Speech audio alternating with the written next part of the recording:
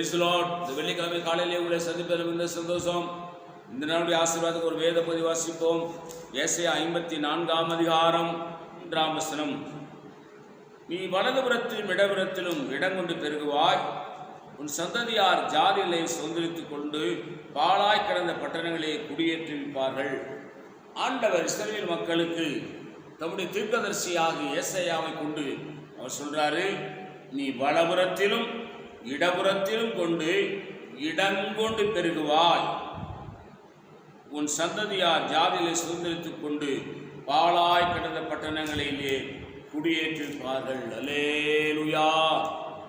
கவனிங்க, புதிய ஏற்பாட்டு சபையிலே இருக்கிற கர்த்தருடைய பிள்ளைகளே, ஆண்டவராக இயேசுவை சொந்த இரட்சகராக ஏற்றுக்கொண்ட கர்த்தருடைய பிள்ளைகள் வலதுபுறத்திலும் இடதுபுறத்திலும் வலங்கொண்டு பெருகுவார்கள்.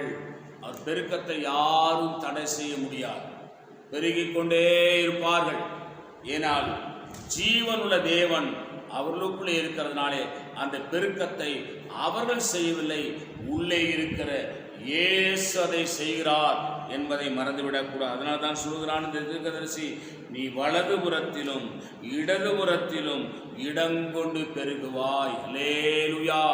இயேசு உள்ள இருந்தா, அவருக்கு பிரியமா நடந்தா, அவர் சித்தத்தை செய்தா, இந்த பூமியிலே நாம் வலதுபுறத்திலும் இடதுபுறத்திலும் இடங்கொண்டு பெருகுவோம். நாம் ஆசீர்வாதமாக இருப்போம், நாம் சமாதானமாக இருப்போம், நாம் சந்தோஷமாக இருப்போம்.